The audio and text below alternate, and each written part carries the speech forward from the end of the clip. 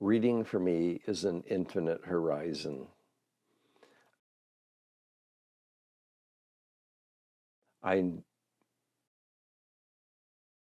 came to reading late in life, and by that I mean like I wasn't really starting to read books until I was in my early 20s, and I was already out of college, but I never not been in college, but like, metaphorically, you know, um, after my first BFA, and then I started reading. Um, Reading is an infinite horizon in all directions. I've never been interested in fiction because if I'm going to take the time to delve into a text, I need to learn something I didn't know before I open the book, and something that is somehow in the real world going to integrate into my actual day-to-day, moment-to-moment life. So like when I was young and people were like reading stuff like Dune, like when that started happening in the whatever late 60s, early 70s, I don't know. It's like somebody gave me a copy and I was like, I read like 3 pages and I'm like, what the fuck, So I could never go into those thoroughly imaginary places in a book because it's like, well, if I'm just going to make shit up, I do that in my head all day, all the time anyway. So my imagination is already well healed. Um, but if I'm going to read, I want to learn. So I read to learn. And whether it's, art history, world history, geography, political history, psychology, architecture, um, just the whole course of how human beings, from pre-literate to literate, like, you know, the whole scope.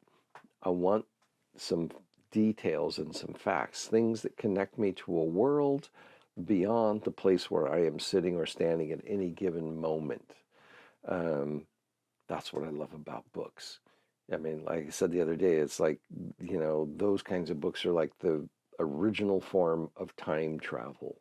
So when I was young and had a great fascination with Egyptology, and I wanted to study like about hieroglyphs and the pyramids and the Sphinx and the architecture and the agriculture and the whole fertile Nile Valley in North Africa, Mesopotamia. These things just kept going and going and going.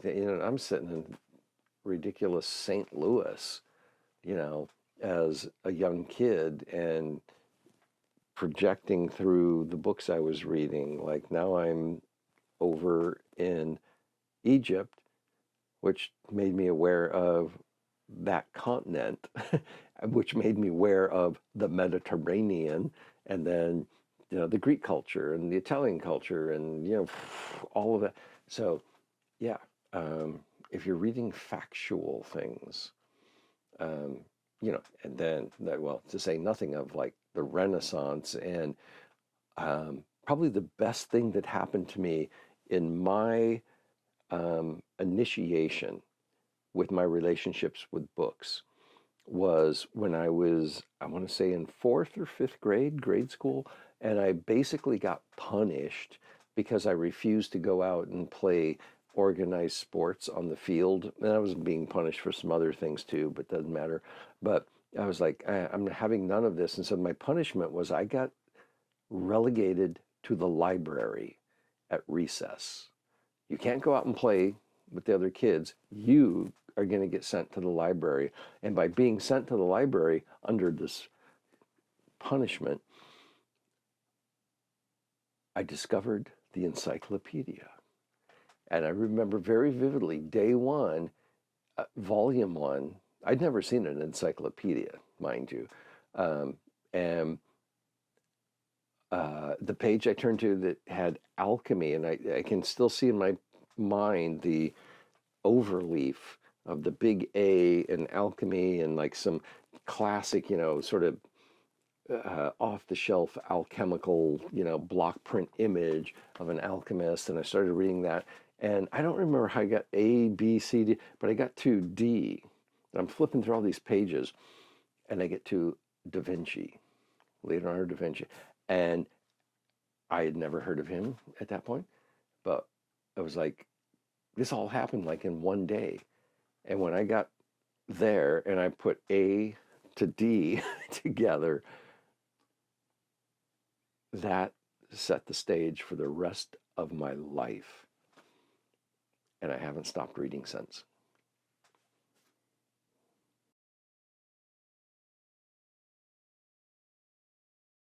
So when I was, you know, in the shanghaied in the library as a grade schooler because of my refusal to play sports, and I was being quote unquote punished, and I find the encyclopedia, and there's alchemy, and I was totally drawn to it. I didn't know why. It was like way beyond like anything I'd known, but I just had an innate sense there was something there. But then when I got to the D, and I'm just flipping through book after book and pages, and I can have vague memories of other things I saw, but Da Vinci, and it was like, because I was already into painting and drawing and visual things, um, but I hadn't been introduced to Leonardo da Vinci. And when I saw that page and then laid out architecture, engineering, flight, painting, nature, anatomy, dissection, everything beautiful in the world congealed in this one visionary mind and then explicated out on the page. And I was like, this is me. I just knew that's who I am. I want to do all of those 5 or 6 or 7 disciplines. It's like I cannot be limited. I know I'm not. I was a natural born architect, but I hadn't been introduced to all these other things yet. And when I saw that, it was like the greatest gift of permission. A I don't know how old, I was, maybe 9 or 10, probably 10 years old at that point. What a gift of permission to like serendipitously open up this encyclopedic thing and see this man's history and his work and his oeuvre, and like, this is who I am. It was like I was looking in the mirror and I knew. And um, yeah, here I am 60 years later, never looked back, and I've done it all.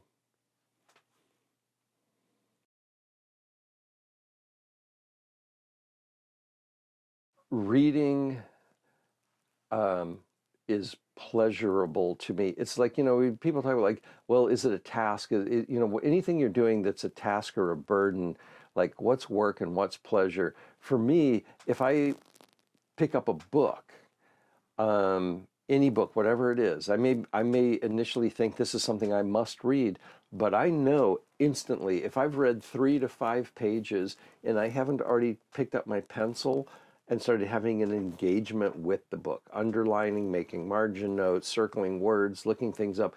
If I don't pretty much right away have an interaction with the text, there's no way I'm going to finish reading that book because it's not actually involving me.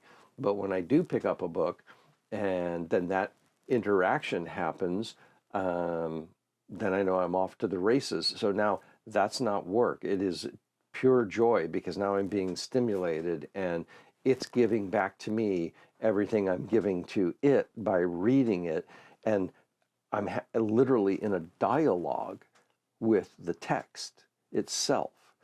Um, and I can, one of my lifelong dreams is to go through my own library and go back over decades and open up all these things and read my own liner notes and my underlinings. There's a whole new parallel text based on just those responses to all the things that I've encountered along the way, like the way, like, uh, Darwin on the Beagle going to the Galapagos and he's making his notes and stuff, it's like connecting the dots, or Magellan, looking at the sky, connecting these dots, that, like, it's those kinds of travels, Galileo, etc. Um, that that's what excites me. So yeah, when a book does that, for me, then I am thoroughly engaged and time is meaningless. It's like I will just drop in and do it. Otherwise, throw that book out the window and on to the next one. I have more books in my library than I will have life to live to get to read all of them, you know. Um, so I love knowing that I can at any moment open up any one of these texts and be surprised by what I might find and what it might do to my own imagination, because I'm having that reciprocal dialogue with the text and what I'm thinking and what it's giving back to me and what I'm giving to it. And that's how I learned to write.